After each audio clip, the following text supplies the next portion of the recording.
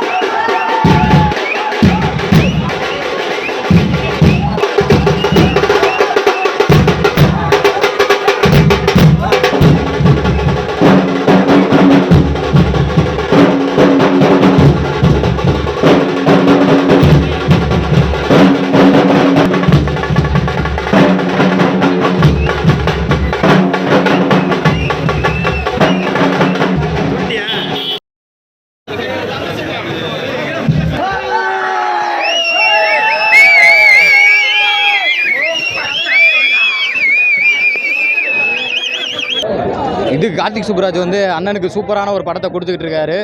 நாங்கள் இப்போ உள்ளே போய் பார்க்க போகிறோம். பார்த்துட்டு கண்டிப்பாக ரிசல்ட் சொல்கிறோம். படம் பயங்கரமாக இருக்கும். ஏன்னா ட்ரெய்லர் பார்த்தாலே உங்களுக்கு தெரியும் படம் எப்படி இருந்துச்சுன்னு.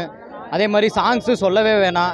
நினச்சதை விட அதிக அளவு ரீச் ஆகிருக்கு. கண்டிப்பாக அந்த படம் வெற்றி அடையும் அண்ணனுக்கு ரொம்ப நாளுக்கு அப்புறம்.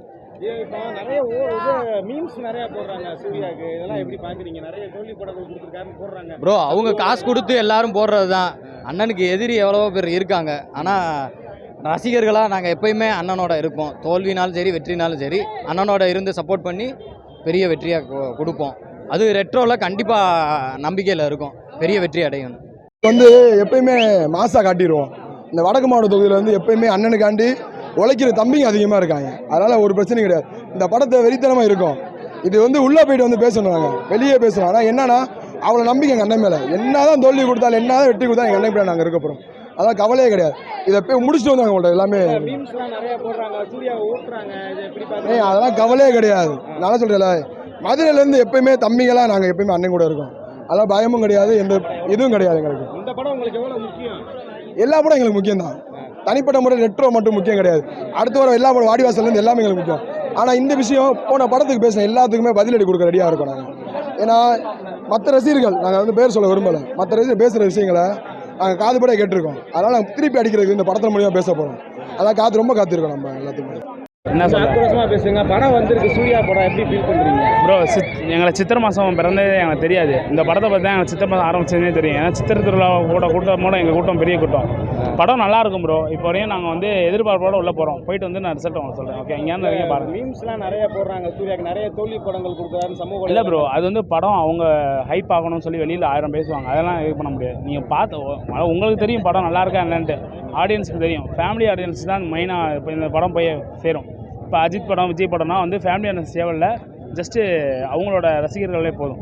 ஆனால் சூர்யா படம்ன்ற போது அவங்களுக்கு வந்து மெயினாக அண்ணன் வந்து பார்க்குறது வந்து ஃபேமிலி ஆடியன்ஸ் தான் ஃபுல்லாக மோட்டிவேஷன். ஸோ அதனால் ஃபேமிலி ஆடியன்ஸ் அவங்க என்ன சொல்கிறாங்களோ அந்த ரிசல்ட் தான் எடுத்துக்க முடியும். பசங்க சும்மா காவலி பசங்க 4 பேர் சொல்லிட்டு போயிடுவேன், அதெல்லாம் எடுக்கக்கூடாது.